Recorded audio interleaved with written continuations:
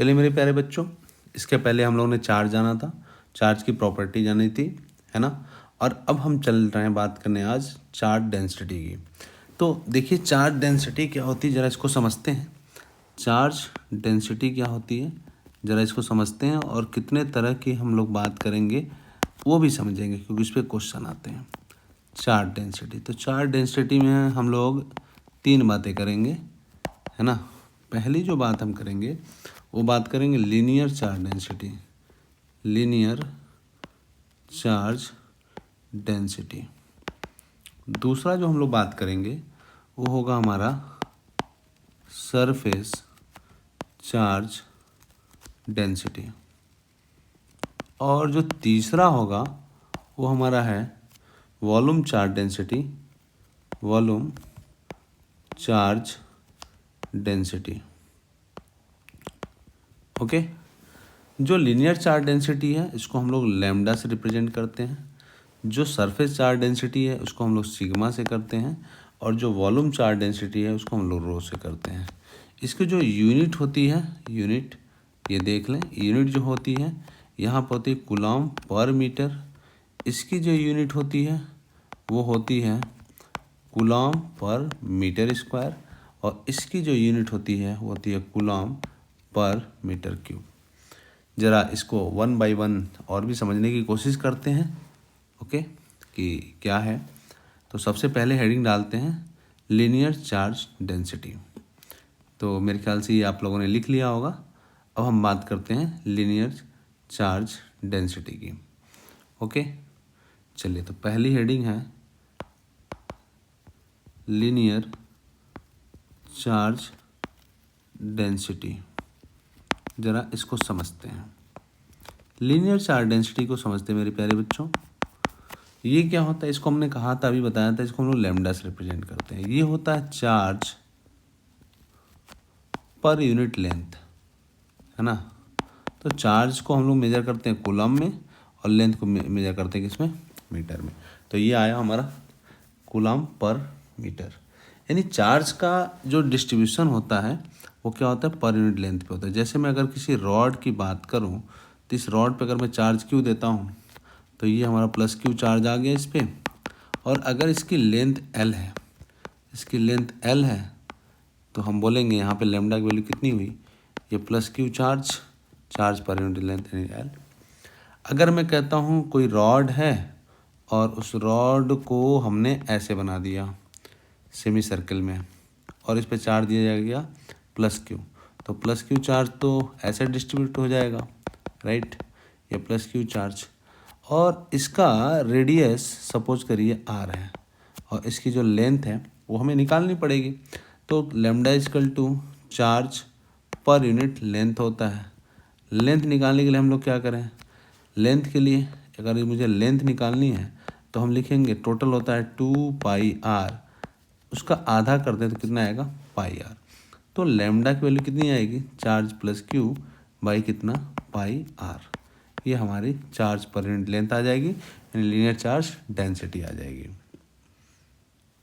अब अगर मैं कहूँ कि एक सर्किल लेता हूँ, इसी रॉड को मैं एक सर्किल बना देता हूँ, है ना, और इस पर हमने चार्ज दे दिया कितना, प्लस क्यू दे दिया, प्लस क्यू चार्ज दे दिया, इसे प्लस क्यू चार्ज दे दिया, और इसकी रेडियस जो है आर है। तो हम क्या बोलेंगे, इस रिंग पर अगर मैंने प्लस क्यू चार्ज दे दिया तो हम लोग क्या बोलेंगे, lambda is equal to charge per unit length. अब लेंथ की वैल्यू कितनी आएगी, 2 पाई आर होता है, तो रखेंगे तो लेमडा इजकल टू कितना आएगा, क्यू बाई 2 पाई आर। यानी चार्ज डेंसिटी होगी, linear charge density q by 2 pi r, इस वाले केस में क्यू बाई पाई आर, और इस वाले केस में हो जाएगा आपका क्यू बाई एल। ओके, अब हम बात करते हैं दूसरा सरफेस चार्ज डेंसिटी की। नोट कर लें, तो आगे बढ़ते हैं सरफेस चार्ज डेंसिटी की तरफ, राइट। चलिए अब दूसरा है surface charge density. Okay, surface charge density, surface charge density. अब सरफेस चार्ज डेंसिटी को देखें ज़रा, यहाँ पे जो चार्ज का डिस्ट्रीब्यूशन होता है उस बॉडी के सरफेस पे होता है। जैसे अगर मैं कहूँ आपको तो हम लोग लिखते हैं इसको किससे, सिग्मा से, और सिग्मा इक्वल टू होता है charge per unit surface area, पर सरफेस एरिया हम बोल सकते हैं। ओके, अब चार्ज की यूनिट तो कूलाम होती है, सरफेस एरिया को हम लिख सकते हैं मीटर स्क्वायर में, तो कूलाम पर मीटर स्क्वायर होगा, तो हम बोलेंगे सरफेस चार्ज डेंसिटी, जिसको हम लोग किससे दिखा रहे हैं, सिग्मा से। अब देखें, जैसे अगर मैं कंडक्टिंग सेल, इसका एग्जांपल देख लीजिए। अगर मैं कहता हूँ कंडक्टिंग सेल की, तो कंडक्टिंग सेल है, ठीक है, ऐसा एग्जांपल लिख लें, कंडक्टिंग सेल है, तो सेल में जैसे ही हम चार्ज देंगे, चार्ज कहाँ चला जाता है, चार्ज उसके सरफेस पे चला जाता है। जैसे ही अब चार्ज देते हैं, चार्ज कहाँ चला जाता है, उसके सरफेस पे चला जाता है। ठीक है, ये कंडक्टिंग स्फेरिकल सेल की बात कर रहा हूँ मैं। अगर मैं बात करूँ कंडक्टिंग स्फेयर की, है ना, कंडक्टिंग स्फेयर इसमें भरा हुआ हो, तो अगर मैं कंडक्टिंग स्फेयर की बात करूँ, अच्छा चलिए मैं यहाँ पे लिख देता हूँ, यहाँ पे सिग्मा की वैल्यू हो जाएगी कितनी, क्यू बाई इसका सरफेस एरिया। अगर मैं दूसरा एग्जांपल, ये पहला एग्जांपल था, दूसरा एग्जांपल अगर मैं बात करूँ कंडक्टिंग स्फेयर की, कंडक्टिंग स्फेयर की, तो कंडक्टिंग स्फेयर के केस में भी क्या होगा कि जो हम चार्ज देंगे वो कहाँ चला जाएगा, उसके सरफेस पे चला जाएगा। कंडक्टिंग स्फेयर है, चार्ज जो देंगे हमारा क्या जाएगा, कहाँ जाएगा, वो उसके सरफेस पे चला जाएगा। तो यहाँ पे भी सरफेस चार्ज डेंसिटी की वैल्यू कितनी होगी, क्यू बाई उसका क्या, एरिया, राइट। तो अगर हम कंडक्टिंग सेल की बात करें, या फिर हम नॉन कंडक्टिंग सेल, ये भी देख लें। अगर मैं सेल की बात करते हैं, नॉन कंडक्टिंग सेल, ये दूसरा एग्जांपल था, तीसरा एग्जांपल भी देख लें। अगर मैं नॉन कंडक्टिंग सेल की बात करूं, नॉन कंडक्टिंग सेल, उस केस में भी क्या होता है, जो चार्ज का डिस्ट्रीब्यूशन होता है कहाँ होता है, उसके सरफेस में होता है, ऐसे ऐसे होता है ना। तो चार्ज का जो डिस्ट्रीब्यूशन होगा उसके सरफेस में होगा, तो फिर से मैं क्या लिखूँगा, sigma equal to Q by उसका सरफेस एरिया, राइट। तो ये नॉन कंडक्टिंग सेल, आपसे फिर मैंने कहा कंडक्टिंग स्फेयर या कंडक्टिंग स्फेरिकल सेल, है ना, उन सब जगह पे हम लोग क्या लिखेंगे, sigma equal to Q by A. एक एग्जांपल और ले लेते हैं। अगर मान लीजिए ऐसे हो, इसमें कैविटी हो, ठीक है, और फिर आप चार्ज देंगे तो चार्ज कहाँ पे जाएगा, उसके सरफेस पे ही जाएगा। तो अब फिर क्या लिख सकते हैं, लिख सकते हैं sigma equal to Q by A, right. चलिए आगे बढ़ते हैं तीसरे केस की तरफ। तीसरा केस देखते हैं जरा। जो तीसरा केस था वो था हमारा क्या, वॉल्यूम चार्ज डेंसिटी। तीसरा वॉल्यूम चार्ज डेंसिटी। तो वॉल्यूम चार्ज डेंसिटी को देखते हैं, इसको लिखते हैं हम लोग किससे, रो से। और रो इक्वल टू क्या होता है, रो इक्वल टू होता है charge per unit volume, right. तो चार्ज को हम लिखते हैं किससे, कूलम से, उसकी यूनिट, और वॉल्यूम को लिखते हैं किससे, मीटर क्यू, या इसको ऐसे लिख सकते हैं क्यू बाई वी, है ना, चार्ज पर यूनिट वॉल्यूम। इसकी यूनिट क्या होगी, इसकी जो यूनिट होगी वो क्या होगी, वो होगी कूलम पर मीटर क्यूब। चलिए अब इसका एग्जांपल देखते हैं। इसका एग्जांपल सबसे पहले नॉन कंडक्टिंग स्फीयर, सबसे पहले हम बात कर रहे हैं नॉन कंडक्टिंग स्फीयर की। Non conducting sphere, non conducting sphere में क्या होता है कि जैसे आप चार्ज देंगे कहाँ पे जाएगा, उसके वॉल्यूम में जाएगा, ठीक है, और रो की वैल्यू कितनी जाएगी, क्यू बाई वी, ठीक है ना। या फिर हम एग्जांपल और ले लें, ये नॉन कंडक्टिंग है और ये बीच में इसमें कुछ नहीं है, तो चार्ज कहाँ रहेगा, चार्ज यहाँ रहेगा, ठीक है, और इसमें भी रो की वैल्यू कितनी जाएगी, क्यू बाई वॉल्यूम भी, राइट। तो ये हमारे एग्जांपल हो गए। अब जरा इस पर कुछ क्वेश्चन कर लेते हैं तो अपना काम बन जाएगा, ठीक है। चलिए अब क्वेश्चन करते हैं।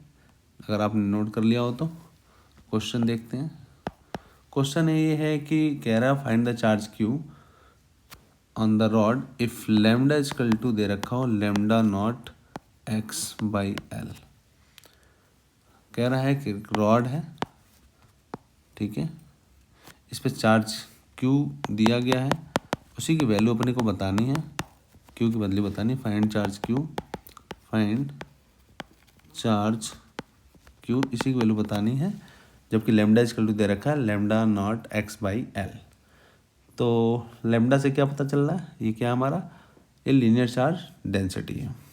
तो अगर मैं यहाँ से एक्स डिस्टेंस पे एक छोटा सा पार्ट कट कर लूँ जिसकी लेंथ कितनी है, डी एल है ना, और लीनियर चार्ज डेंसिटी कितनी है, डी लेमडा है। तो आप क्या लिखेंगे, डी लेमडा ने डी क्यू चार्ज लिखे हैं इसमें, डी क्यू चार्ज, ठीक है। तो मैं ये बात लिख सकता हूँ क्या, मैं लिख सकता हूँ lambda equal to D Q by D L, या फिर मैं और लिख सकता हूँ, मैं लिख सकता हूँ D Q equal to lambda D L. Lambda की वैल्यू दे रखा है lambda not X by L, तो रखिए डी क्यू इक्वल टू लिख सकते हैं lambda not X by L into कितना, डी एल, राइट। और देखें जो x की वैल्यू है वेरी कहाँ से कर रहा है, 0 से लेकर के l तक, तो दोनों तरफ इंटीग्रेट करिए, दोनों तरफ इंटीग्रेट कर दिया तो वैल्यू कितनी आ गई, यहाँ आ गई q equal to lambda naught by L, बाहर आ गया, बचा कितना x, और इसमें x डिस्टेंस पे हमने dl की जगह dx लिखा जाए यहाँ पे, तो ज़्यादा सही रहेगा, है ना, छोटा सा लेंथ, यहाँ पे dx, ये dx, यहाँ पे dx, ये हो जाएगा x dx।